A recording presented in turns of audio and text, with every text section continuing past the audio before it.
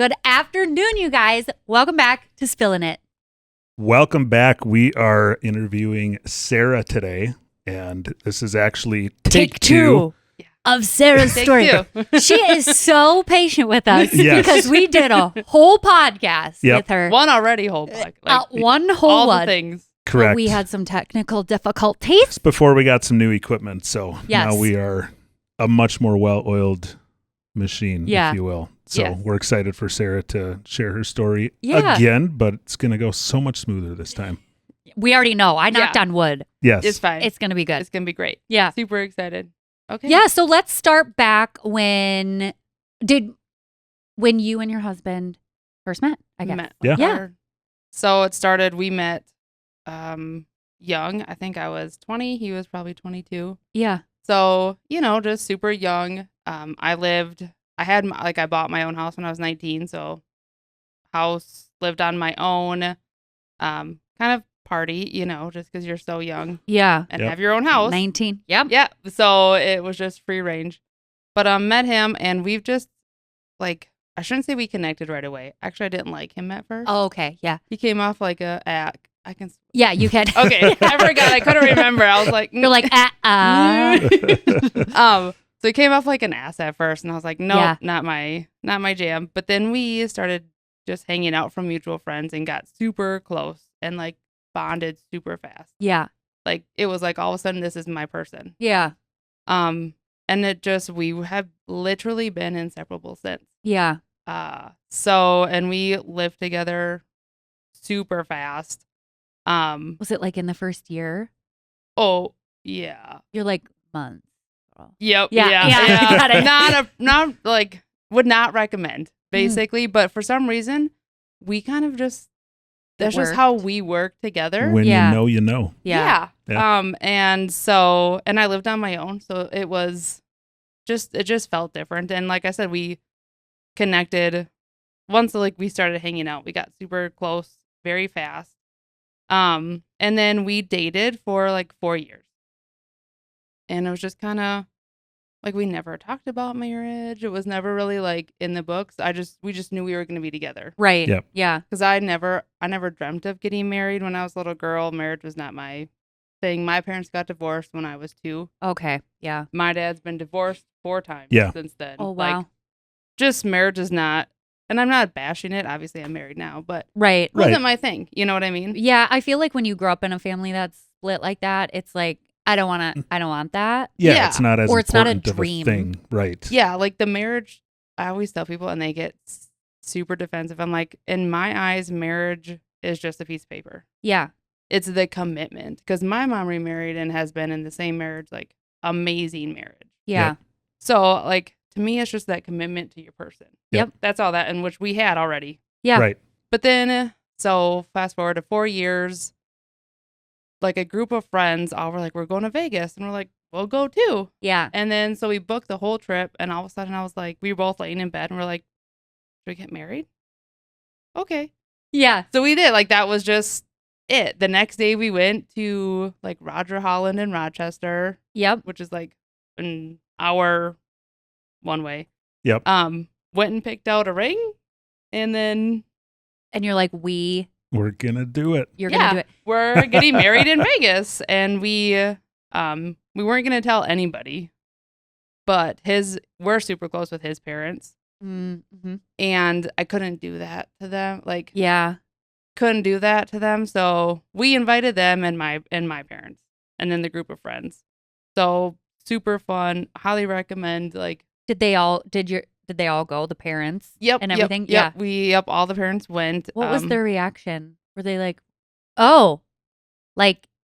were they, I'm assuming they were excited that you were getting married, but were they shocked that it was just no, it's so me. Okay. Yeah. Okay. It's, that's just the way I'm a very it is what it is. Yeah. You're spot. Well, you already said, you weren't the type of girl that had dreamt up this, Correct. I had the dress picked out, Yeah, and I'm not. Actually, what's weird, so this is just, me and my mom we're fine, but we're not, I'm not super close with my family. Just not the way it is. Yeah. And for some reason, Dress Boutique shut down in our hometown. and had the big sale on all these wedding dresses. And my mom was like, well, you're going to need one someday, so go pick one out. You're like, yeah, I do. I'm like, I guess I do. She's foresight. like, yeah. Because she's like, well, I'm going to have to pay for it, so you might as well just go pick it out now. Right. So she bought a wedding dress. I was not even with him. Oh, so this was like way before that. Way before that. Yeah. So she ended up buying this wedding dress for like $30. Wow. Oh. Yep. So totally forgot about it when we got together and all the things. And then I told her, and she's like, I think I still have that dress. Yeah. And I'm like, what? I forgot all about it. I forgot what it looked like. She's like, I'm going to see if I do. I'm like, okay. Yep. She pulled it out. Super pretty. Fit me perfect. Oh my gosh. Still. Yeah. And I was like, okay, this is the dress I'm wearing. That is amazing. So I called it on the plane. Yep. Down to Vegas, and we rented his tux. But I mean, literally, like, I tell, like, our whole wedding, we were in Vegas for like a week and a half. Dress, everything, $1,000 done. Wow. Not a lot of people can say that. I don't think anybody can say that nowadays. I think maybe we could, but only because we got married in my parents' backyard. Yeah, ours was maybe a couple grand. Yeah. Yep. So that's amazing. That's the way to go. But I'm a very so practical person, and I have to pay for everything on my own. Like I just couldn't spend the money, and I think that's why I never was into the whole wedding. Yeah, because I know people that they'll drop like $30,000. Oh yeah. On a wedding, or take out a loan. Like let's start our marriage in debt, 40 to 50 grand of debt. I mean, in venues around here are like $30,000. Yeah, some of them, I and that mean, that's a down payment for a house. Right. Yes, it is. That's the way I'm a very practical person that way. Yep. I mean, I was in my cousin's wedding and I spent more on my bridesmaid dress than I did on my own dress. Yeah. Well, your $30 dress, that's a win. Yeah. That's like, I think I paid $500. I remember it. It was on sale at David's Bridal. Yep. Yeah. And that was probably one of the bigger expenses of our wedding. Yep. Really? Besides flowers. Yeah. That's crazy. So you guys but anyway, got married in Vegas. And on a whim, and it was perfect. We had a party when we came back because I have a really big family. And I'm the person, like a lot of people are like, I could never do that, not have my whole family there. And I love my whole, like my mom's family. For as big as we are, we're fairly close. But I mean this, and I just don't care. Yeah. Like I'm gonna do me. Yep. You know what I mean? Like I'm gonna do me. No one, like that's just the way it is. So we had a big party when we came back, and it was great. And then life just like flew by. Yeah. Like we're very not physically active. Like we're not like runners or like just active people. Yeah. You know what I mean? Yeah. Like we're always like you're doing something. Yep. Yeah. And we love to travel. So we do like road trips. We went like 2 weeks was like our normal vacation for us. Wow. Once a year we would drive somewhere, or his grandparents lived down in Arizona, so we'd go there once a year, and so we just traveled a ton. Yeah. And did all this stuff, and life just went by super fast. Yep. I nannied. So I always say, let me backtrack 1 second. I worked at a daycare facility for 7 years. And then I nannied for probably an additional 5 years after that. Okay. So I've been around kids. Yep. Very familiar with kids. Not that I don't like kids. And my half siblings are 10 years younger than me. Okay. Oh, okay. So big age difference. So I'm very familiar with kids, and I always joke, I think that burnt me out. And then when I was working at this daycare, I was babysitting for everybody on the side, like weekends, nights. So I was like always around. Yeah. Yes, I always had kids. Yeah. So then I think I don't know if it was just like I was just finally done. Like I just was with kids all the time. I never felt the urge to have my own. Yep. Yeah, because you were busy helping other kids. Yes. Yep. Basically. Raising other people's kids, basically. Yeah. So then we're just super busy. Like I never had this big urge that I wanted kids. Never had it. He's kind of the same boat. Like never really been around babies. My husband. Yeah. Because he's sitting in the corner. Yeah, he's here, by the way. Yeah. So, and he's the same way. Like never been around kids, not kid person. So we just kind of were like, whatevs. Yeah. Well, then I hit 30. Yeah. Which is not old, but old. When I hit 30, it felt old. It's like it's getting serious when you're 30. Right. Yeah, like now we have to grow up. Yeah. You're like, I'm not in my 20s anymore. I just hit 40. Oh. Snap. Listen. I feel everybody the same thought as you I were did 40 in the anyway. 30s. So Yeah, everyone thinks you're older because It's of the gray hair. The hair. 60. I started graying young too, and I get it all the time. I just cover mine up with root spray. Yeah. Get sick of it. Anyway. So yeah, so I hit 30 and I was like, oh fuck, I gotta get my life together. Mm-hmm. So we talked about it, and we weren't opposed to kids, but we're like if it happened, it happened. Yeah. I'm a very much.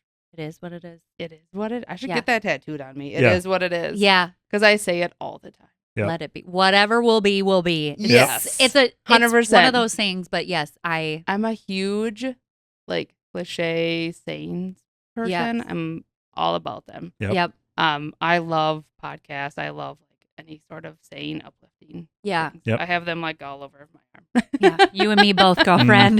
Mhm. Let them. Yeah. Yep. Yes. I want that Let 'em. one. Yes. Do it. My favorite. Same. So I was like, and at the time I was taking birth control. I've been on birth control since I was 16, 17. I don't know. Somewhere around there. Yeah. And was like, we're just gonna let it be. So I stopped taking birth control when I hit 30 because I knew I didn't want kids after 35. Okay. Yep. So that was my thought process in this process. Right. So I hit 30, stopped taking birth control. And then you think fuck, I'm gonna get pregnant right away. Just because it's out and everyone is like, oh, now you're gonna get pregnant right away. Never did. Yeah. And there again, was working. I had stopped nannying at this point.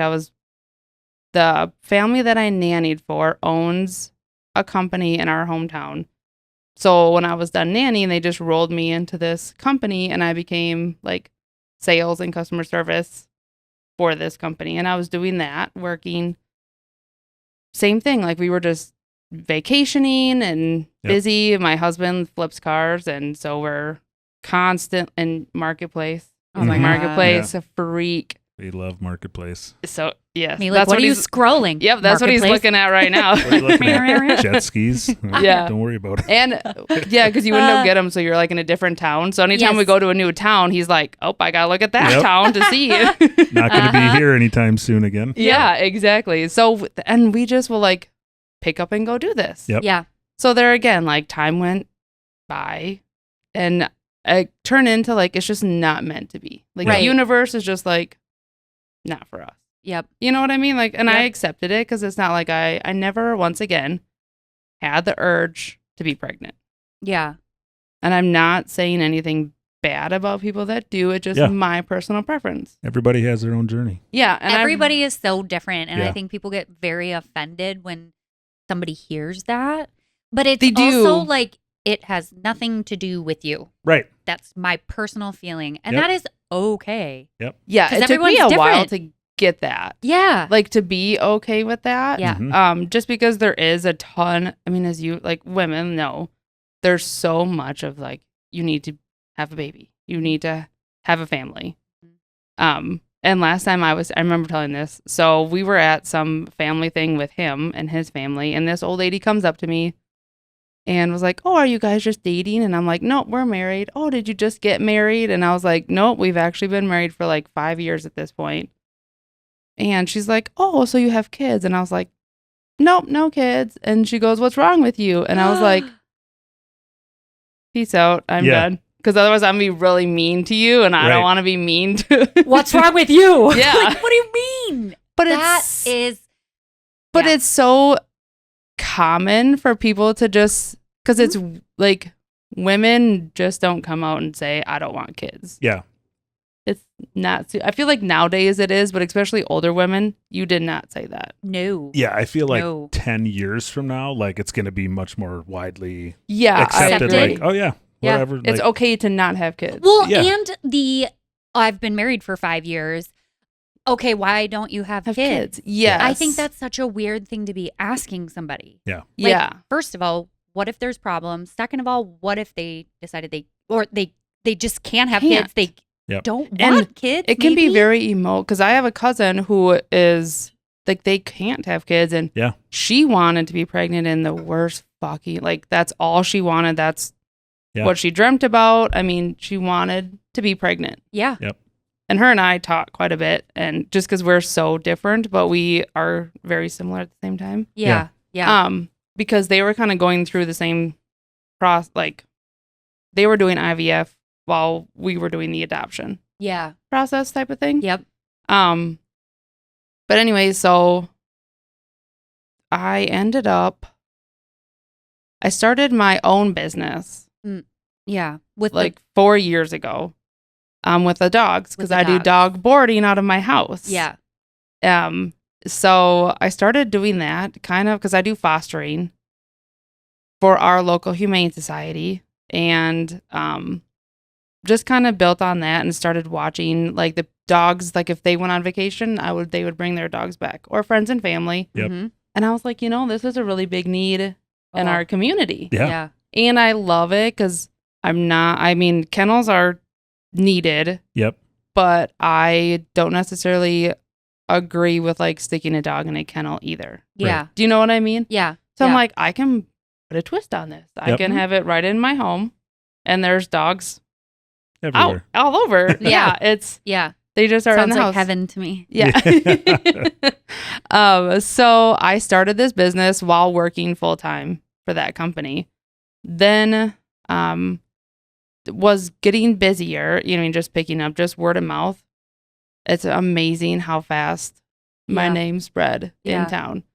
So then, and this is just who I am. We were out to eat one day, and I saw this commercial for adoption. Kids waiting to be adopted in Minnesota. And I'm like, that's a thing? Like, kids are there's a waiting list? Yeah. Yeah. Because once again, the kids, I never wanted a kid that bad. Right. Mm-hmm. So I was like, that intrigues me that there's kids just waiting. Started doing like a ton of research on it, and I was like, holy shit, there's literally teenagers just waiting to be adopted. And they say like once they hit 8, they're like old for the system and deemed less adoptable. Yeah. So I was like, sign me up. Those are the ones like I want to help. Yeah. Yeah. And I was like, obviously after 4 years of not trying, but not preventing. Because I always feel like when people are like, oh, so you tried. But I'd never tried because like I didn't track my cycle. I mean, you guys, like you didn't track my cycle. Yeah. Especially you guys have heard like all the things that people try to have kids. Right. Well, and to be 100% honest, like the time that normally causes so much anxiety and stress in people's lives when they're trying, that going in it with the attitude of, you know what, if it happens, it happens, takes so much stress and anxiety off of it, and normally ends up leading to those people that end up getting pregnant. Yeah. Yeah.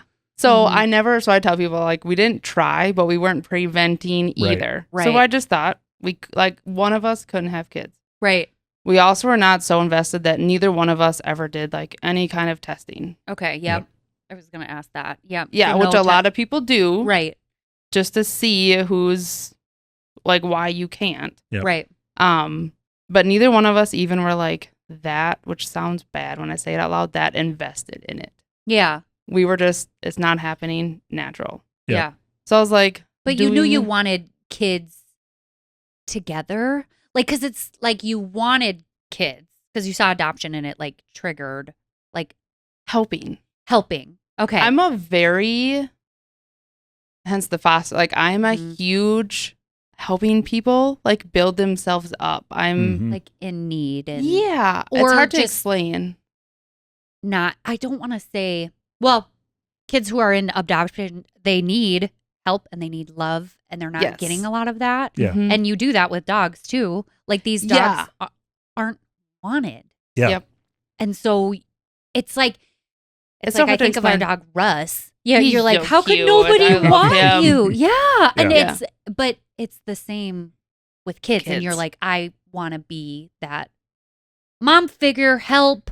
Yes. Give you love. Actually, give you a life. Even though we don't have kids, we're super close with our friends' kids. Like they'll come and hang out at our house. Yeah.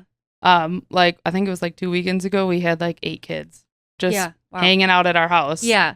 But I strive to be that safe place for kids because I didn't have like, I didn't come from a really bad, but I didn't have like a safe place where I could just go and be myself. Right. Yeah. And so the idea that I can give that to a kid makes me happy. And I know, not to sound like cocky, but we could be good parents. Yeah. We're very stable. We have a good, stable home. Yep. Like I knew we could be good parents. And that's kind of why it was like, if we have a kid, we could do this. If not, it is what it is. Yep. Right. But then that's how the adoption started. I was like, well, we have this super stable home. We don't have any other kids that we have to like try to mesh this new kid with, which in my eyes, like, is always a concern. Mm-hmm. How are your kids going to feel? So I'm like, we don't have to worry about that. Right. We own, like, we have a home. It has 4 bedrooms. We have the space. Let's do this. Yeah. Yep. So start down that avenue. And at first I didn't think it was that big of a process. And I was like, oh, we'll have like a kid by this summer that after we started. And you started this and when? When was this? Like a year and a half ago. Okay. Yeah. Now? Yeah. Yeah. I want to say like a year and a half ago. Mm-hmm. So I was like, you know, we'll start this process. It'll be easy peasy. Then we actually started getting into like the nitty gritty of it and actually found an agency, Nexus Kindred. Okay. Because the one thing with the adoption, I knew I wanted to do older because those were the kids that are most likely going to get passed, aged out. Yes. Was that? Yeah. Yep. Okay. Aged out is like the super common. And I wanted local. Yeah. Because I wanted to help here. Yeah. Yeah. Does that make sense? Absolutely. 100% in your community. Yep. Yes. Yep. So I found this. It's Nexus Kindred is the agency we're working with, and they do Minnesota only, 8 and up only. Okay. Yep. How much? Can I ask how much? That's the fucked up part. What? Is it's free. Really? I remember that. Yeah. Now it's I was coming like, back. now I remember that. Free. Free because of the it's such a small group of people that want to actually adopt an older kid for one and in Minnesota. Yeah, I have a couple friends and people that I knew growing up that have adopted. Okay. And one was that they were fostering and then adopted them. Which is, yeah. Yeah, and that ended up being like a better adoption than the first one. And okay. Because they were in the community. Okay. Mm-hmm. The other one was she was in India. And so that's like a big, and that's like it was a baby. Yeah. Like 2 years. So adopting out of the country yeah. is a lot. And adopting a baby, you can have, it's like a $30,000. Yeah.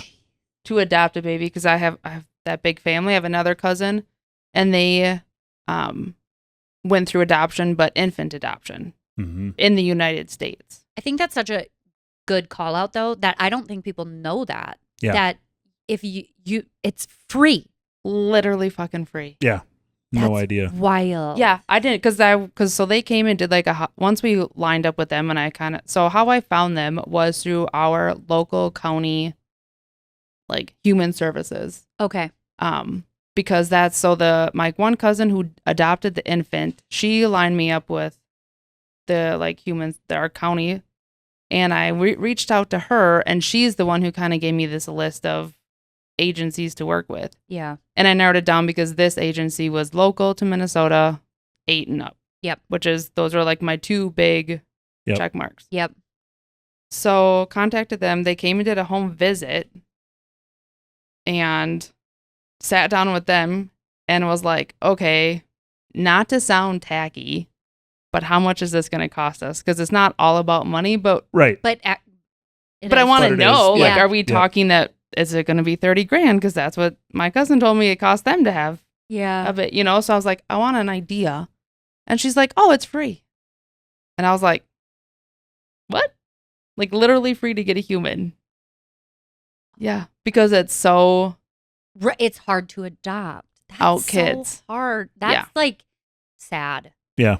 It's sad, but kind of But also. It's I don't know. I don't even know how to describe my emotion around that. I know. Same. Because it's like, here you're spending $30,000 on a baby, but also free for a child. What makes like you can look at it from both angles. What makes the 8-year-old and older worth less that it's free, but at the same time you look at it from the other direction that people like that want to adopt but can't adopt because they don't have the money and they really want an infant. Like why is it $30,000 for them? The supply and demand, which is sad. Right. I mean, it's sad when it comes down to it, but that's why infants are so expensive because everybody, and a lot of it is, and this is like through the training, we had to do so much fucking training. Yeah. Which I get, but it's still fucking annoying because I'm like, we're normal. We're good people. Yep. Yeah. And we have to go through all this stuff. Yeah. But we started doing the training and it was sad because so many women in there were like, we've gone through IVF. We've done like 3 rounds of IVF where we've done all these things and we still can't get pregnant. And then they look at me and I'm like, I just wanted a baby. Like, I just don't want a baby. This is a group? Yeah. Like you're in a group setting. Oh, okay. Yeah. So there's like, what was it, like 8 other couples? We had to do a Zoom every Wednesday for like 2 months. Oh. And you have to like talk in this group. Yeah. And they like ask you why you're looking for adoption. And it was all over the board. Because everyone in order to adopt you, everyone has to do this training, whether you want to adopt an infant or an old kid. They don't care. You have to do this one training. So it was everyone from all over. And it was kind of awkward because I'm like, we just want a kid. Yeah. Like, I don't want a baby. Yeah. I don't.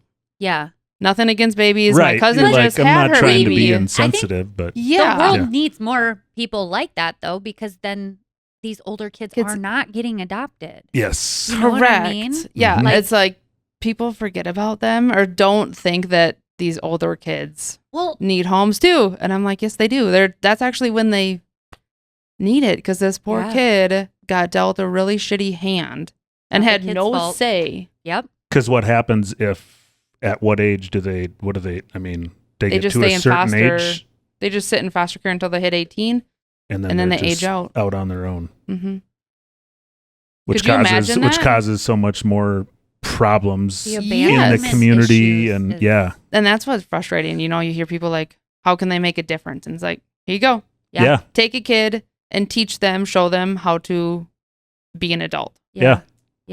That's not their. My mom had that one saying, it was like, there's never such thing as a bad child. It's just a bad environment. Yep. And oh my God. That's crazy because not just, I say the same thing because some people come to me for training for dogs. Yeah. And I hear it all the time. And they're like, my dog's naughty. And I'm like, there's no such thing as a bad dog. You're not putting the work into the dog. Yeah. It's a bad environment. Yep. 100%. It's almost like you got to look in the mirror really quickly. Yep. Own your own shit. Yeah. Yep. Yeah. So 100%. So we started doing these training classes and then I kind of like looked at my life and I was like, okay, I'm working a full-time job, building my own business. And now we are going to have to do all this training. Yeah. I mean, it's like 16 plus hours of training. Plus, that's just like classes that we have to go do. Plus, you have to read all these books and do all this stuff. So I started looking at my life and I'm like, I can't do all the things. Even though I would love to, I can't do it all. Right. So we really started like looking into our lifestyle and I'm like, I really want to like be home with this kid. Mm-hmm. Like this is now I'm fully invested and we are just going all for taking care of this kid and raising this kid. So I'm like, fuck it. I'm going to quit my job. Yeah. I'm going to do the dogs full time. Yeah. So my super supportive husband said, okay. Yeah. Like, and because what's kind of funny is he's not actually a huge animal person. Like all of his family, he didn't have any animals in the house growing up. Nothing. They had a shit ton of farm cats. Like so he's more of the cat person. Yeah. Yep. Yeah. He is a cat person. Even though he would never admit it, he is. It's like, well, Ethan is allergic, so I don't have a say in it. But yeah. So it is quite it's a lot. It has to be like super overwhelming. This like not dog person and now we're fostering dogs now we're fostering dogs. And I had a dog before she was my ride or die before we even met. I had a lab. Oh. I got her the same day I bought my house. Because I knew that's why I knew I could never rent because I could never have someone tell me that I couldn't have an animal. Right. I've always been very animal person. Growing up, we had 2 big Rottweilers. Do you know what rats? Yeah. My best friend actually growing up was, they lived on a dirt road in the country. And I think during our high school 4 years went through, I think 2 or 3 Rottweilers get chasing the cars and getting hit. Yeah. Oh, geez. Sad. But yeah, so I kind of grew up with. Yeah, that's what we grew up with. Yeah, we had I love rats. Rottweilers. I think growing up we had like 6 of them. But that's, so everyone like, and since there's such a big age gap between me and my siblings, it was me and the rats. Like we lived out in the country. We had 10 acres. So I'd be out in the woods. Yeah. And there'd be these 2 dogs just with me. Yeah. So it's always just been, animals are my happy place. They're my calm. I love them. Yeah. So it was never there was never a question. Yeah. If there was going to be animals in the house or not. You're like, how many? Mm-hmm. That's the real question. The real question. I called them 2 days ago and I was like, guess what I got? And he's like, a dog. What? I'm like, 2 chickens. He's like, okay. It's not even a surprise anymore. Doesn't faze him.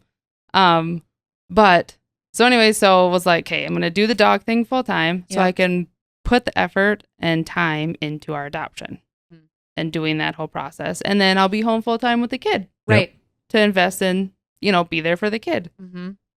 So quit my job, I want to say May 1st, I think.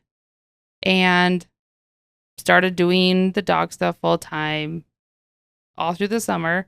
And then fast forward to, and still like, it never dawned on me to even think about it because I still wasn't preventing a pregnancy because I didn't think that we could. Yeah. Right. So it just never, I don't know, just like over my head. Like, sweet, I guess I just don't have to take birth control for the rest of my life. Yeah, and I'm more of a holistic person anyway. You so don't have to? Yeah. I know. I was like, sweet, this is great. Yep. I can just monitor and it's what it is. Mm-hmm. Fast forward to about like August. And we have, I remember telling, like, so we have our county fair, which is the biggest county fair in Minnesota and it's free. What's this fair? It's Steele County Free Fair. Steele County. Yeah. If you ever wanted, I mean, it's big. Yeah. It's massive. It's like the thing to do. It's the big Owatonna. That's our thing. Yeah. Steele County Free Fair. So we're walking around and I remember telling my friend Brittany and I'm like, and I'm a very spacey person. I always tell people I'm the most like type A, type B person you'll meet. Yeah. Because I love to be organized, but I'm not. Yeah. Like I don't carry a purse. I'm like my friend, we went and got birth control at the same time because I knew Brittany, she's going to track it. Yeah. And I had to text her. I'm like, how long have we had this in? I don't know. Yeah. Like every type B A needs a type A. Yeah. And that's Rachel for me. Yep. Yeah. She is a to a T. She tracks. She is, I mean, she'll text me and be like, cause she just tracks everything. Yeah. And so I was like, I don't know if I got my period. She's like, how do you not know? I'm like, I just don't know. I just don't think I did. Yeah, I was like, I don't track it. I don't know. Feels like it's been a while. Yeah, I feel like it's been abnormally long since I had it last time. She's like, Sarah. I'm like, I don't know. That's fine. So I just keep walking. Like it doesn't, like I don't think about it. Right. And then she's like, that's super weird though. Because my body was pretty regular. Yeah. She's like, you should look into that. I'm like, it's fine. Whatever. So I keep going about my day. And then a couple days go by and I'm very in tune with my body because I'm not like I fall under the line of more holistic. Like I don't like taking anything. Mm-hmm. Yeah. I don't go to the doctor minus to get the birth control, but minus that, I don't ever go to the doctor. It's just not for me. Mm-hmm. But body started getting super weird. I got super fucking exhausted and I'm a go person. Right. I had to take a nap. Mm-hmm. And I'm like, who the fuck is this person? Why am I taking a nap right now in the middle of the day? Yeah. And my boobs were super sensitive. Oof. So I'm like, okay, that just means my period's coming. Yep. Because like that just whatever. So then my one cousin who was going through all the IVF, she is a teacher. So it was like the last week of summer. And she's like, we should do lunch. I'm like, okay. So we got together and had lunch and she's like, guess what? I'm like, what? She's like, I'm pregnant. I'm like, oh, like super excited for her. Super great. And I was like, do you have any symptoms?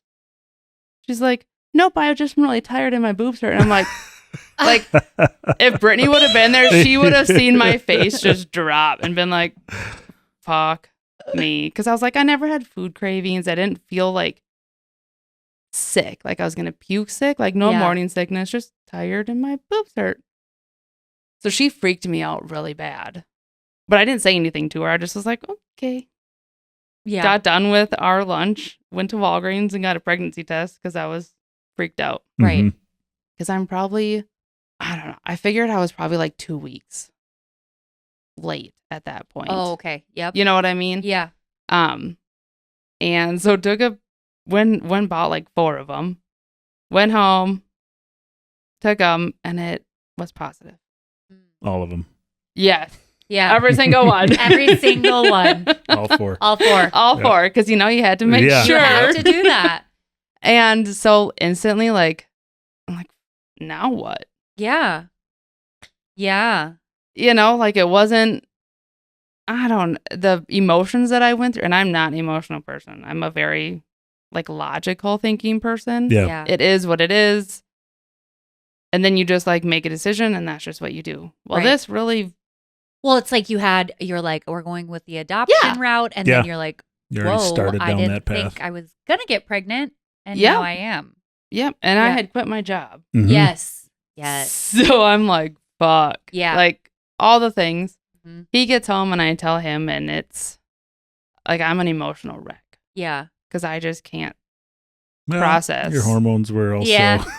That too, some different stuff. Yeah. And it's weird for me because even like Brittany, she was like, I called her and was like crying, and she's like, why are you crying? I'm like, I don't know why I'm crying. Like, I don't cry. I'm not a crying type person. Right. It's very uncomfortable for me. Feels super weird. I don't like it. I don't like crying either. No. It's not my favorite thing. I tried to do everything I can to not cry. I know I'm always like bite my lip or something. Yeah. Or I'll be like, yes. Look up at the light. Yeah. So that was a very emotional night because I was like, I just wrecked our life. Even though obviously it's not just me, but that in my mind, that's what I was thinking. I wrecked our life. Why do you feel like that? Because I had just quit my job, which was it was a very stable job. A lot of people think I would be done because I had super flexible hours. I could come and go as I want, do whatever I want. Mm-hmm. But I don't like being told what to do. Yeah. So there was always that. But and I had a super great relationship with my boss. Had it made. Yeah. But I had just quit my job. I'm building this business out of my home. How do you raise a newborn with 20 dogs in the house? Yeah. It's not like I can escape. Right. Yeah. Or I can't even like hire someone because it's in my house. Yeah. Like all of this is just that makes sense going through my head. Mm-hmm. And the adoption thing, not even correct. On top of that. On top of that. Yeah. On top of that, I'm like, what the fuck do I do with that? Yeah. So I have a minor panic attack meltdown. Yep. And I remember sitting because he has a big shop and he was out working on a car.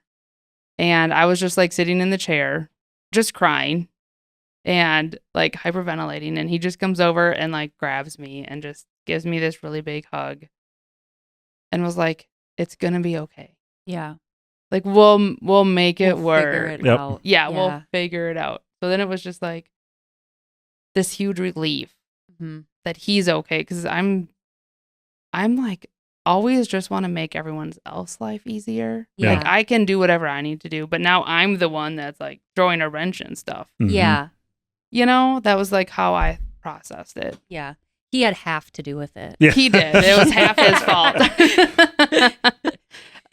So then I start scrambling because we don't really have, I don't have insurance because I'm self-employed. Right. His work doesn't offer it because there's only 4 employees. Okay. Yep. So they don't offer it. So we had weird insurance, just enough to get us by. Yeah. If something catastrophic kind of happened. Yeah. Mm-hmm. But nothing to help with a pregnancy. Right. Yeah. So that was Friday night when all of that went down. Had a minor panic attack. Feeling better after our conversation, him not thinking that I just wrecked his life too, Yeah. That it's going to be okay. We'll figure it out. Right. So come Monday, I start scrambling, planning, calling the hospital. Because at this point, I I figure I was probably like 6 weeks. Yeah. Along. Yeah. So I'm like, I thought, you go into the doctor, see a nurse. Well, you don't. You just schedule a phone call to talk to a nurse. So come Monday, I do all that. I get insurance lined up for us. Do all the things, and then I start to spot. Oh, yeah.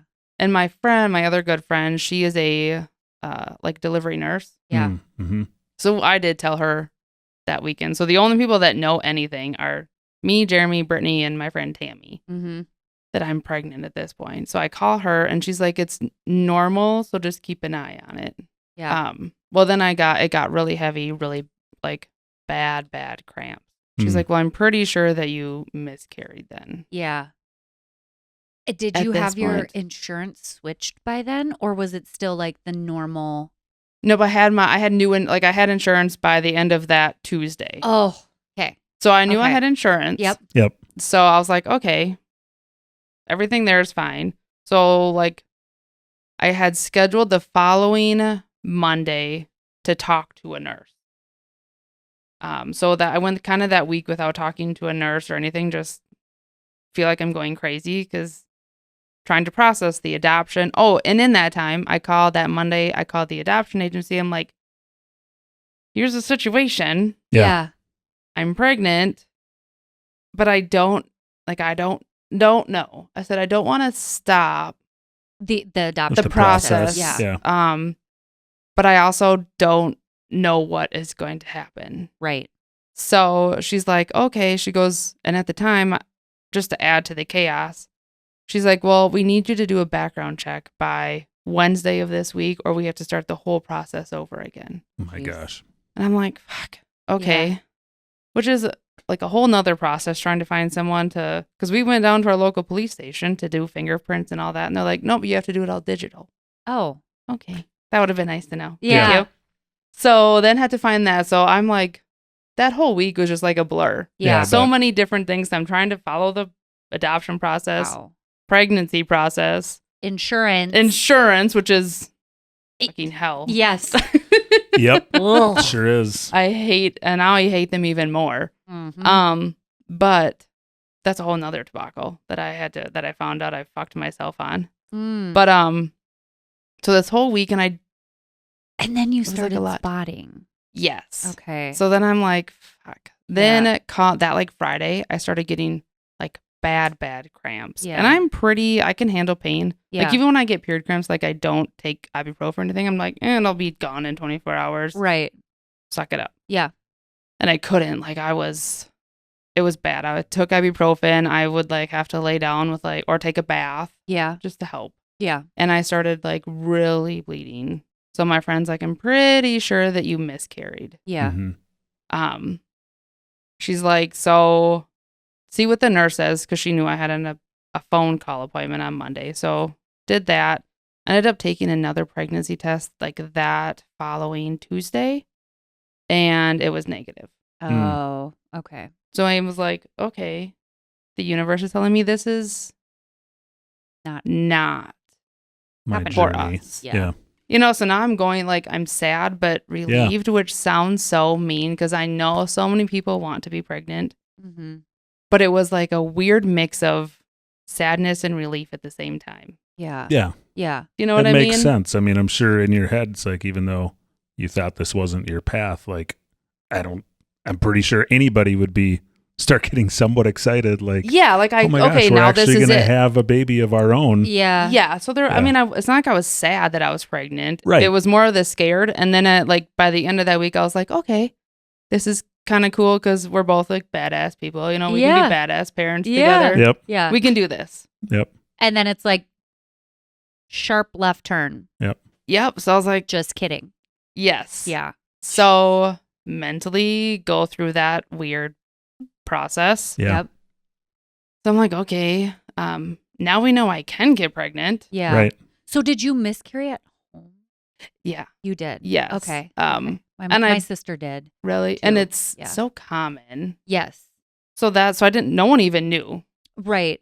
Because it all happened so fast. Yeah. And it was just, I'm just not one that's like, even though I'm here telling my story, I'm not one that tells my story. Yeah. Yeah. Does that make sense? Yep. Yeah. So I'm a pretty private, so it was just us four that knew. Like, my parents didn't know. His parents did not know.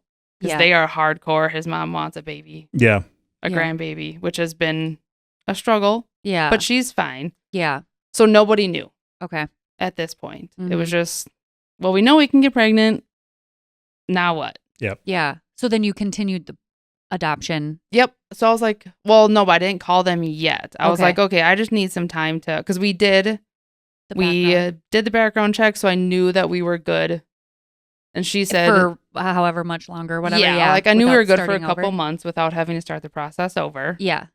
So I was like, I just need some mental time to like process what just happened. 100%.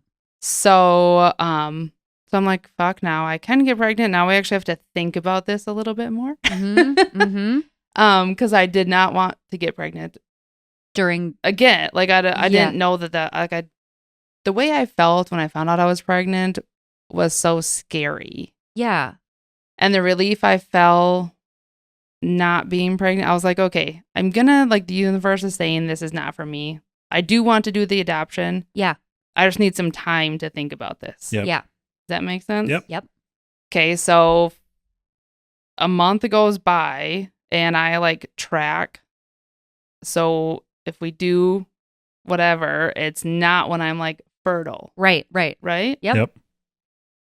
So do that when I'm not fertile. Yeah. Not. Yeah. According to the stupid fucking calendars. It's lying to you. The universe said, fuck you. Yeah, it said, you know what? You're not in control. So yes. That's what the universe said. So. That's what it tells me all the time. All the time. So, okay, we do that. Nothing. Don't think anything of it. Then 3 weeks go by.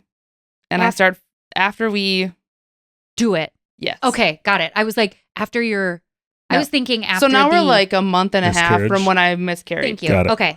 Yep. You follow? Like, I know it's like a lot in a very short amount of time. It really is. That's why I was like 3 weeks after your miscarriage. But you're saying it was a month and a half. So because I had my miscarriage, and when I miscarried, it should have been the week that I got my period. Got it. So then 4 weeks later, I got my normal period like I should have. Okay. Yep. So whatever. Yeah. Then you're like back on track. Yep. So I'm back on track. Yep. 3 weeks go by. And the same fucking symptoms come back. Yeah. Super fucking tired and my boobs. Yeah. And I'm like, God, this is weird because it's like too early. Like I shouldn't have my period yet. Mm-hmm. Right. You know, like it's too early. But maybe it's just because, you know, your hormones get so fucked up. Yes. Yep. Okay. So I'm like, it's fine. Well, and to account that, like, they're even more messed up because of miscarriage. Like, they're all just. Yeah. So I'm like, my body's just super confused at this point. 100%. It is what it is. So I call Brittany and I'm telling her, she's like, Sarah. I'm like, there's no fucking way I'm pregnant again. Yeah. Like, no way. Yeah. JK. So she's like, just take a test. Just so we can like mark it off. Just take 4 more. 4 yeah. more. So I was like, okay. I did. Yeah. Just because I was like, I just need to know that I'm not. Yeah. At this point. The universe said, just fucking kidding. You're pregnant again. Yeah. Wow. Okay. Did you go through the same emotions the second time?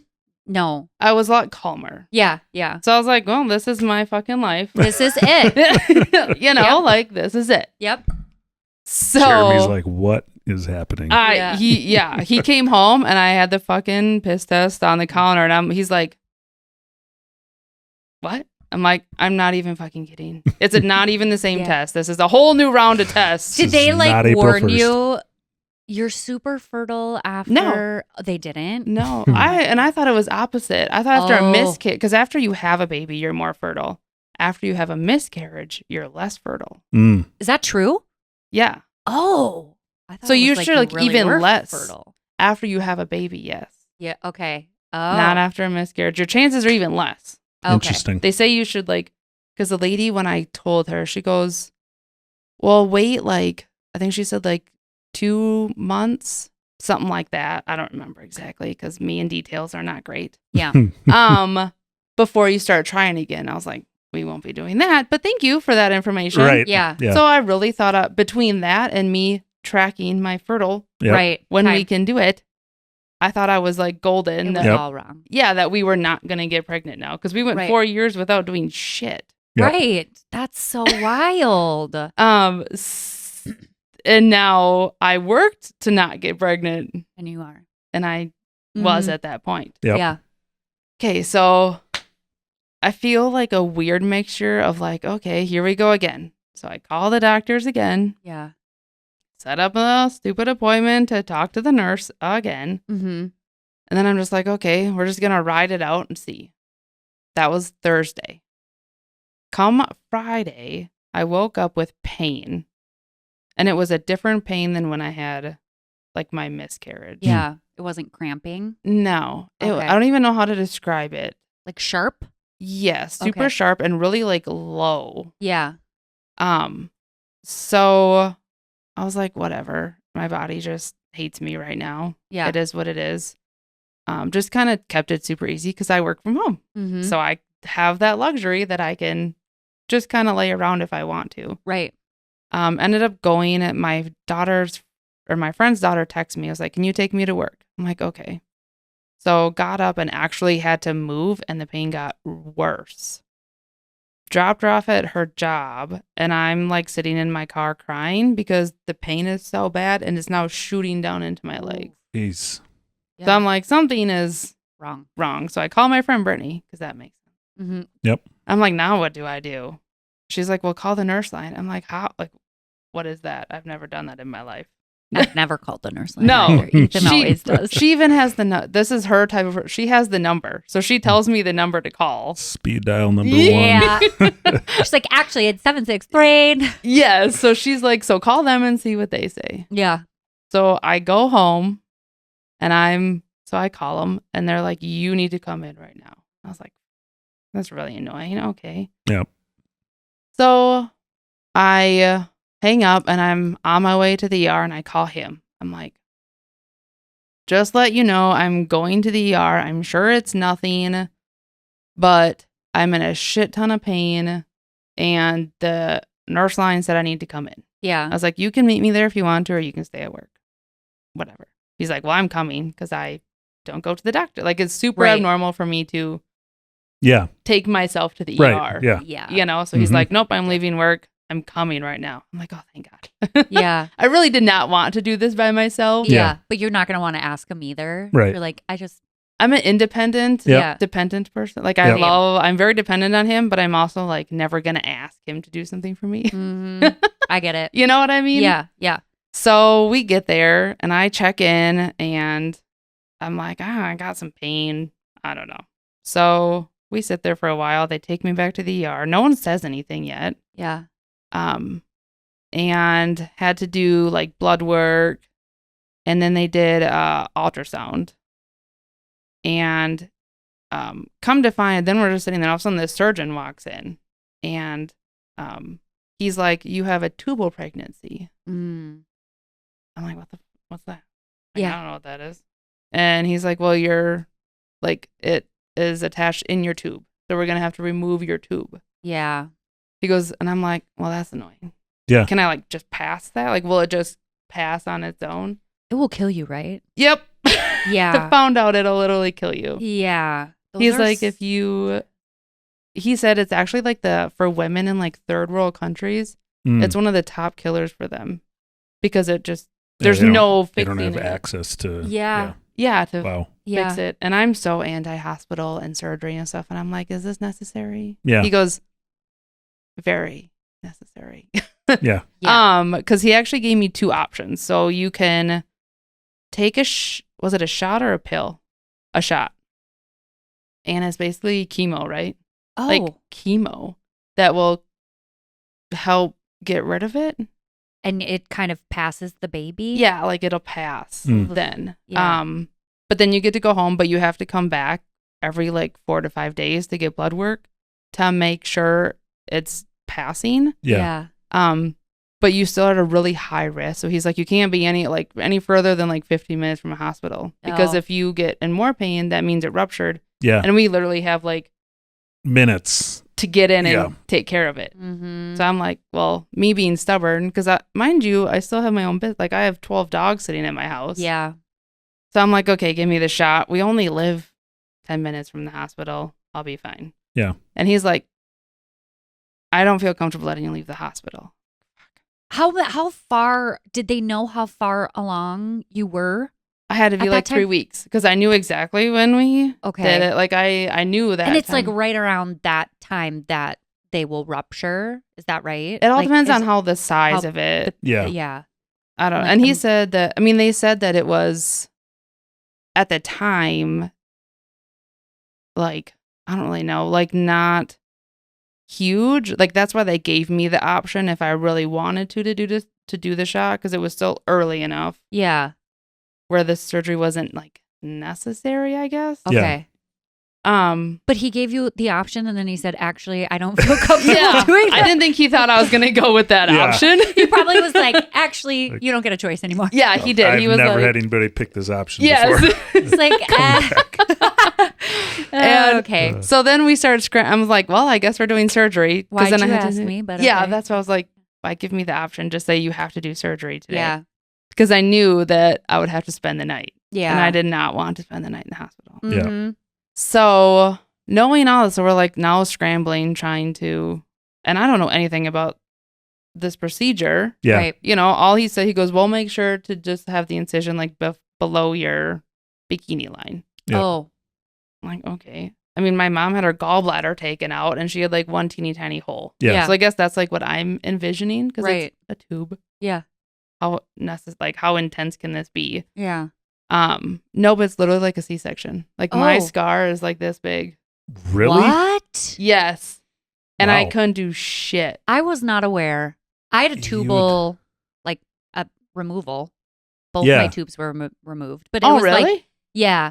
Well, I had an ablation, and then they did a tubal, because I was like, we're done having kids. Yeah. Yeah. But it was Arthroscopic, like that. Yeah. Like just Tiny. That's what like I thought it was going to be. Incision, yeah. But I'm wondering, because you had And it was baby in there. ended up being a little bit bigger than they had originally thought. Okay. But I mean, that seems a little not necessary. That's huge. Right. Yeah. Like massive scar. I mean, that's a little, like if you didn't know, you would think I had a C-section. Yeah. Because I've been like, I want people that had C-section. I'm like, I want to see your scar. Yeah. Yeah. You're like, Because I want to like. same but different. Yeah. Yeah. Huh. Because I'm like, that seems a little unnecessary for a tube. Yeah. Yeah. So, end up having that, and it was a little weird because I'm one not emotional person. I did say, like, I know I've said that. Yeah. And at this point, you know, all the nurses think it's super sad. Well, fuck, I went through this a month ago. Like, my emotion was a month ago. Now I just don't want to die today. Yeah. Yeah. Poppy. So all the nurses are like super sad.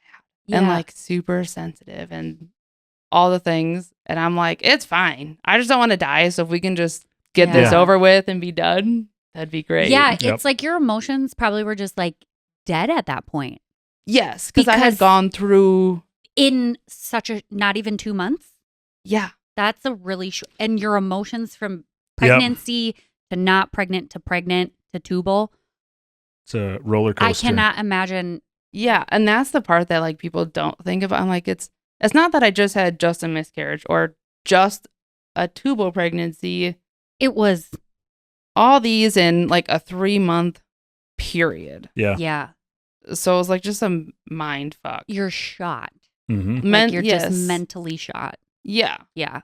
So do that. And, you know, hindsight's always 20/20. I wished I would have actually had them like tie my other tube. Yeah. Because now I'm like, terrified. I don't want to deal with that again. Yeah. That's scary. Well, you're down there.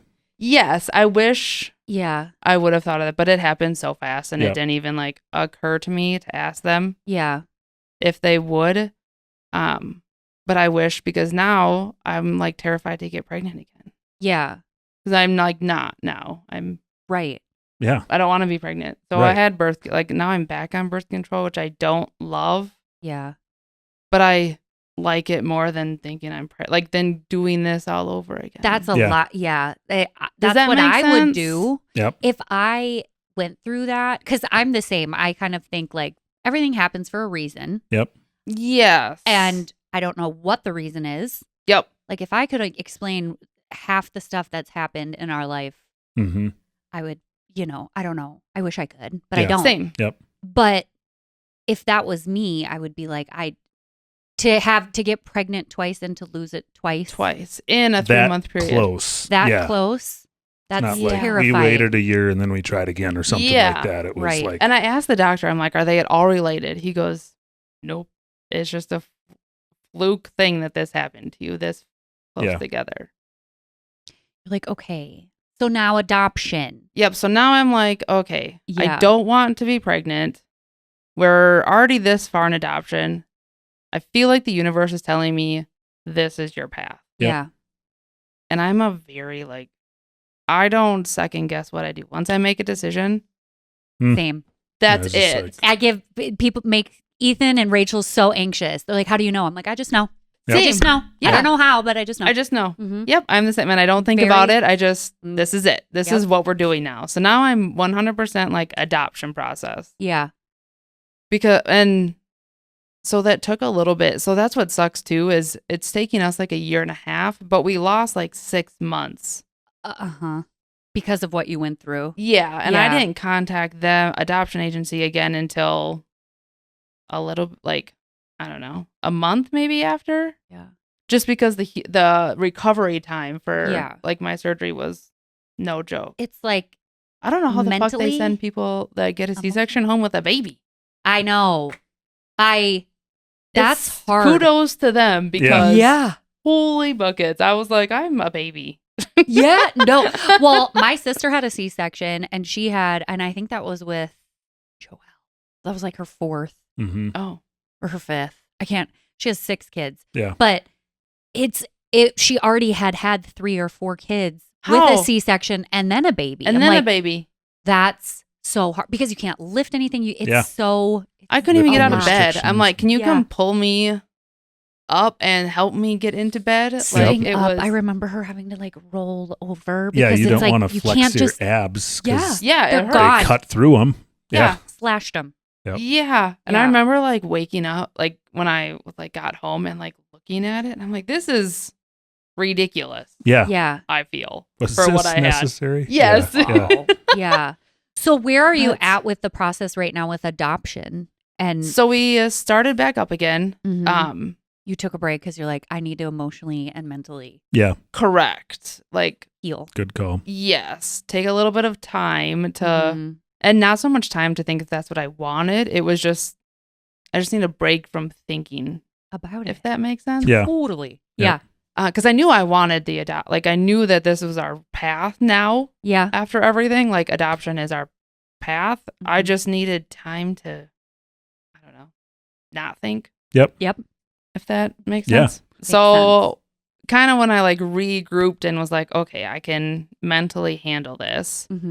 And two, I'm just trying to think. So mentally is what got me because I'm typically not. I'm a very I keep saying it is what it is. Yep. But that mentally really took a toll on me.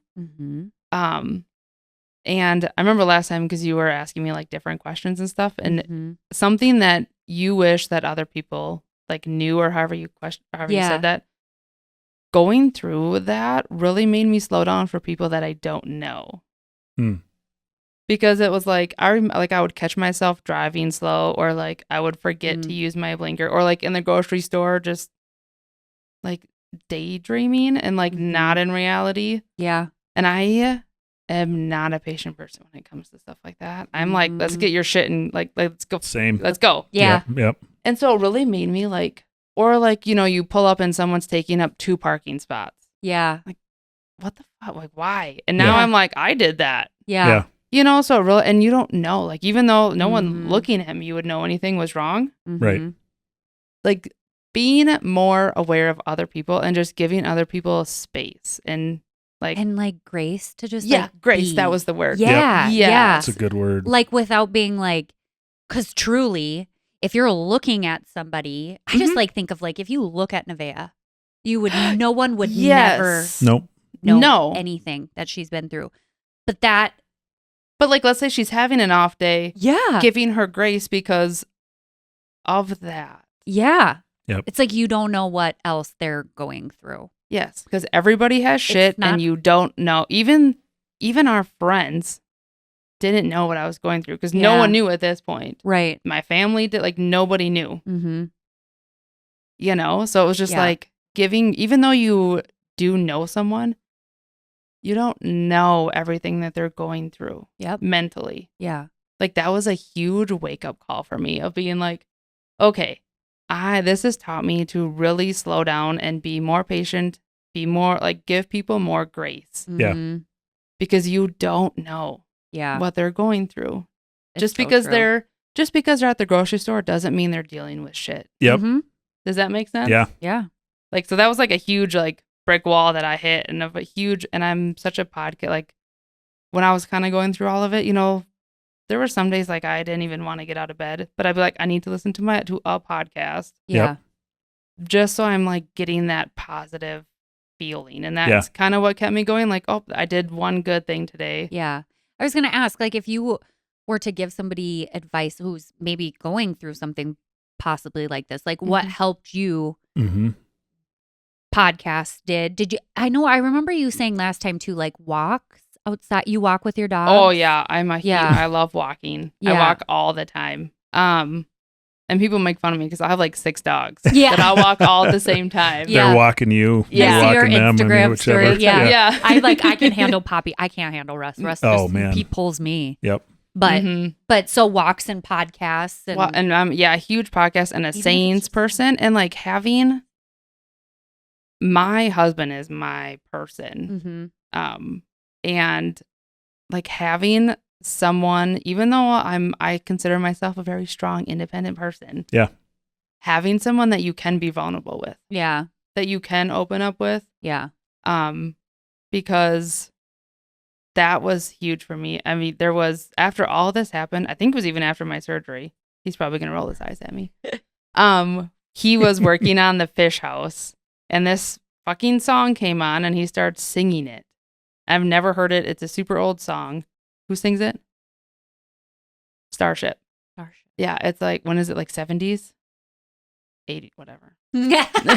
Useless information. Yeah. So it's this song and he starts singing it and he goes, this song reminds me of us. And I've never heard it before, but the lyrics are like what I needed at that time. So I like go and I just, like, I'm bawling.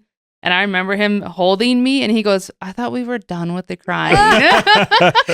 He's so not used to crying. He's like, oh man. He's like, I didn't mean to make you. Yeah. But I just like listening to him sing it and feeling that like relief of that no matter what, this person has my back. Yeah. Like him being. At the end of the day. Yeah, at the end of the day. That's what everyone needs. Yep. 100%. So it's just like, and I even got it tattooed on my arm, the name of this song. It's Nothing's Gonna Stop Us Now is the name of the song. Yeah. I love That's awesome. I just got goosebumps. Yeah. Because it's so true. Like we just, I don't know. So now it's our song. Yep. And now every time I hear it, I tear up. And he's like, is this going to happen every fucking time? I'm like, yes, it is. Yes. Yep. You started it. Yeah. Because it just takes me back to that moment of him holding me. And just that, like, I've never had like a person that I can just be vulnerable with. Mm-hmm. Yeah. Growing up, I was always the like fixer of everything. Yeah. My parents. So when we got married, that's the first time I had ever seen my parents in the same room. Oh, really? Yeah. Like, so I grew up very. Yeah. I don't know the right words, but. Yeah. You didn't have that portrayed for you. Yeah. Right. Like to have a person that no matter what, they're just going to be there for you. Yeah. So I think that's such a game. It does, like, it takes a lot of personal work for me to be able to be vulnerable because I am a very independent, strong-willed person. Yeah. Bless his soul that he puts up with that. Yeah. So is she. Same. Yeah. Ethan's way more emotional than me. It's true. But I think, so what is like one thing that you feel, Because I think this podcast is going to be so interesting because I know it's such a hot topic right now. Yeah. Huge. And it's something too there's so many different stories. Yeah. Oh, and they're all different. Yes. It's so crazy when you start to like fine. talk. Yeah. That's the thing is like, it's okay. Cause like, I mean, cause there's me who is completely different to my friend who just had her baby March like 20th. Mm-hmm. The one that they went through IVF first. Yeah. Second round of IVF, she got pregnant. Yeah. Oh my gosh. Yep, and she just had her baby. So I went over to their house and got to hold the baby for like 3 hours. I just sat there. Yeah. So that's what people are like, oh, you don't like kids. I'm like, no, I love kids and I love babies. Yep. That's not. I just want to give it back. Right. Yeah. Yeah. Yeah. Yep. So, I mean, and her story is so different than mine. Mm-hmm. And she knew she did not want to adopt. Like that was, and I was like, oh, you do you. Yep. And then my other cousin that did adopt, theirs is, I don't believe they ever did IVF. They tried getting pregnant. They did some testing and found out she actually never really got like definite answers why she couldn't get pregnant. Yeah. So then they were just like, we're going to adopt. Yeah. But an infant. Yeah. I mean, it can cost like $30,000 to adopt an infant. Yeah. Mm-hmm. And that's a whole different process. So it's just crazy how it's all, yes, like infertility, adoption, completely different stories. Yeah. And everyone is so different. Like my cousin, she was like super sensitive about it, about like wanting a baby, not being able to have a baby. Yeah. Where I am not as much. Like what bothered me more is when people like thought I didn't want, like thought they were going to hurt my feelings by talking about it. Mm. Yeah. Or not including us, because all of our friends have kids. We're the only ones that don't. Yeah. So like not including us in stuff because we don't have kids. Yep. Yeah. I'm like, I'll still go do that shit. Yeah. Yeah. It's not going to hurt my feelings. Yeah. And I think that's the thing is don't assume. Yeah. Ask them. Mm-hmm. If you're worried or you don't know how they're going to take it, ask them. Would you always ask them? I just did this the other day. Like, I'm just like, hi, really? I know you're, well, and it's not about infertility, but it was just in general, like my friend, I'm like, they're going through a lot and we needed help with something at the cabin. And I was like, I don't want to feel like if I ask you to help us, like you have to when you're going through a lot mentally. Right. But some people want to get their mind off of it. Yeah. And so they're like, yeah, please ask me. Yeah. And so I was like, I just asked. Like, Right. Would this, like, tell me how you want to be? Because if you want to be invited, I will invite you. But if you don't, because it's too much right now, I totally get that too. I'm 100% that way. And that's what I've now started doing with people is like with my cousin, her baby. I didn't really ask her if she wanted me to come over. I was like, what day works best? Yeah. Tuesday or Thursday? Because, it's like and people would text me because then after my surgery, it's not a super small town, but it's a smaller town. Yeah. And my other cousin, who's not any of these, she's actually a surge tech. Mm. So it's funny going into surgery. I knew all the people. So I'm just sitting there talking to these people. So it's like I had to tell my family at that point because nobody knew anything. Yep. Which was super hard to then go back and tell his mom because now she's excited. Oh, because you can get because she thinks I can get pregnant. Yeah. So her and I think advocating for yourself. Yeah. Knowing what you want and sticking with it. And if you want to explain it to people, more power to you, but don't ever feel like you have to. Right. Yeah. Like whatever you're comfortable with. Is, Yeah, 100%. Even so saying I'm not comfortable. Yeah. Like you don't have to say anything. Right. Exactly. It's like, okay, got it. Advocating for yourself, I think, is so important. And knowing what you want and standing with it. You don't need to justify it to anybody. No. But yeah, so it was just, so then I had to like come out and tell all these people. And then not only just say that I had surgery, but I was like, hey, also I had like a miscarriage, a month ago. And it was a little sensitive because like I didn't tell my mom or his mom. And they're like, I wish you would have told us. Yeah. But I'm not that type of person. Right. What am I going to call it? Oh, I had a miscarriage today. Okay, love you, bye. Yeah. I don't know. It was weird. Yeah, I feel like everybody's so different with that. For sure. Yeah. 100%. Yep. And that's why it's like, just do you. Like, yeah. You do you, and whatever anyone else. Like, they can think their own things and say whatever they want to say. It's usually more let to do them. with... Yep. Let them think. Yep, let them think what they want to think. Doesn't matter. So, and I actually went through that with some of our friends, with like having kids. Like, we would find out, they all, they would have like a barbecue. Mm-hmm. And we didn't get invited. And I'm like, that like made me sad. Yeah. I'm like, well, you don't have kids. What are you going to do? I'm like, well, I could sit and talk to you. Yeah. I could talk to your kids. I still like kids. I'll play with your kids. Kids, and we'll even go pick up our friends' kids. And like, we've taken them over to like Rochester and down, is it Jump World or Bounce World or something like that? Yep. And because we don't drink. So, like Friday night, where we tend to be a little bit more free, and the kids will text us and be like, we're bored. Let's go do something. I'm like, okay. Yeah. So we'll take them to the mall, or we'll go to Rochester and go do nerdy stuff. Yep. But love that. Yeah. But there again, like, that's why I always just do you. Yeah. You don't need to explain it, because then people look at us weird and they're like, that's weird that you guys go do that. I'm like, but look at all the fun that these kids are having. Yeah. Yep. That was one of the biggest reasons too we wanted to adopt, because I'm like, this is what we'd like to do. Yeah. Right. Why not just bring a kid in? Yep. And they can come join us, and they can be, instead of us sitting at home looking at each other going, what do we want to do? Right. Because it is creepy if adults just go in to like a jump house or something. Yeah, that's different. Yeah. So it's like, as far as like the adoption process from here, like how long do you think? Is it going to be another? I fucking hope not. Yeah. We were told that we were going to be done in February, because we've done all the training. Mm-hmm. We have passed our home inspection. We passed like our background checks and all, like, we've done everything. Mm-hmm. And then February came and they were like, just kidding, you have to do car seat training. So now that's done. Yeah. And I have emailed her all of our certificates. Yeah. Yeah. So I'm hoping like a month from now, because what I would love, like, in an ideal world, yeah, I would love to start, because we can't do any matching or anything until this is done. Yeah. Which is annoying, because you can go, it's called MN, like if you Google MN waiting to adopt, I think it's called. Mm-hmm. There's like a list of kids just waiting. Anybody can look at it. Do you meet them before? Mm-mm. You don't? Okay. Nope. So we can't do anything until this is done. Okay. And then the process, this is what's so frustrating, is like, it just started.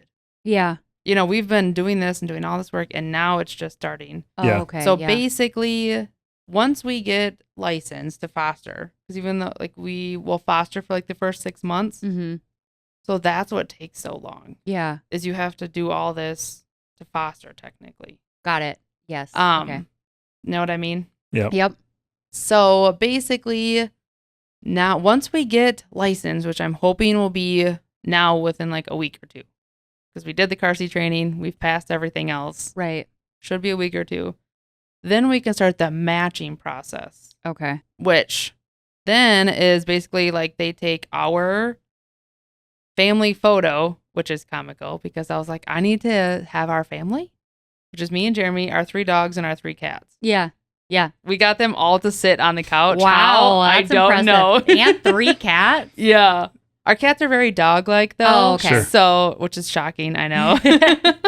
They just pick up all the trays. Yep. They do. Yep. Yeah. 100. They hear the doorbell, they all come running with the dogs. You say outside, they all run to the back door. Mm-hmm. But so they take your family photo, they take like a snippet of, because we had to fill out each, like all of our information, who we are, all that.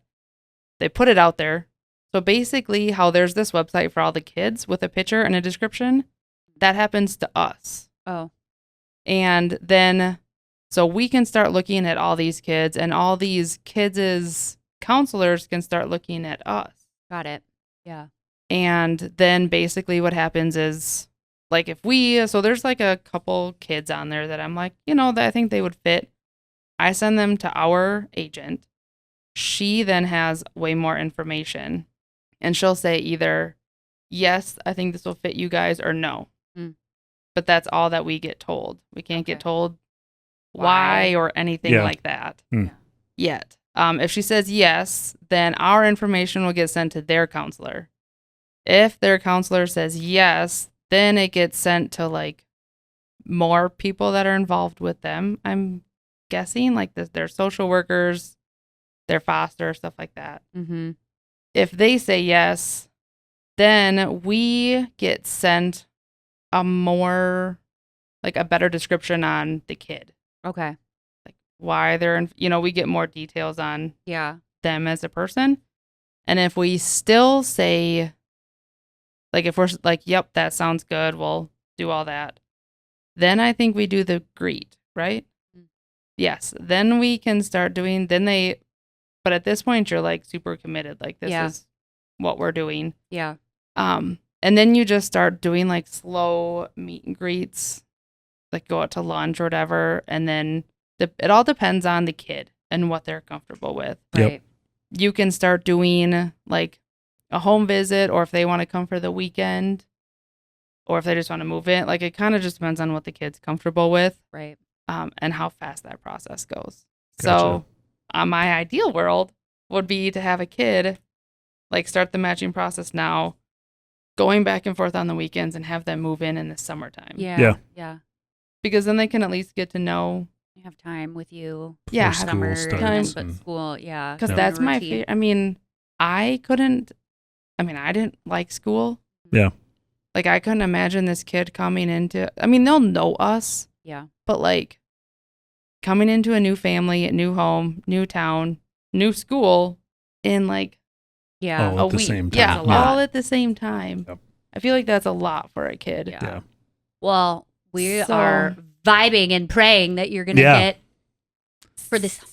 Yeah. Same, because that, in my ideal world, I feel like the universe has sent me a shit, up to this point. So I'm like, it could work with me a little bit. It could work with you now. You're like, you've been through it. Let's get it out there. And that's why, and so that's why, like, I tell, like, everyone's process is just so different, and that's why it's so hard to say, like, to lump everybody in an adoption. And there again, don't assume, because some people, since we say that we're adopting, they're like, oh, how long did you do IVF?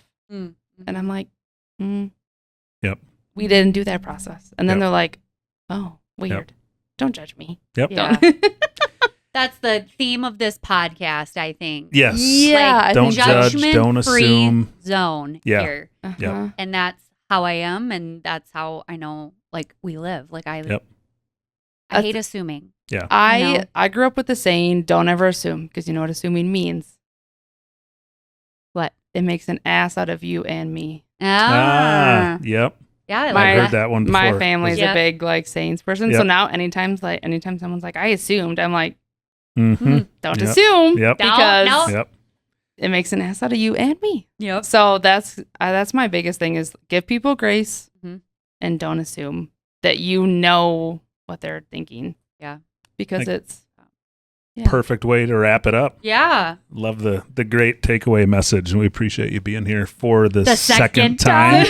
Much better this time. Camera's still running. Yeah, we didn't have to stop recording. like one time. Not one time. I think last time we stopped like 10 times. Yeah, at least minimum. Yep. Restart. And Brittany having to come like I know. Push the button every time. We're super professional over here. Can you tell? All joking aside, though, thank you so much. Yeah. Thanks for having me again. It. Yeah. And listening again. Of course. Pick up little new things every time. And love the message that it's brought and love the positive outlook that you have. Just talking about what you learned through the process and just slowing down and not assuming other people, they probably have something else going on in their life. That's why they're being that so just giving people grace and not assuming. So yeah, that's my thing for 2025. I love it. Giving people grace, because I don't like I judge people. I just feel like hurry, let's go. Yeah. I don't know, like get shit done and let's go. Yeah. So I'm trying to be better. Well, awesome. Thank you so much again. Yes. And we will see you guys next time. Bye. Later.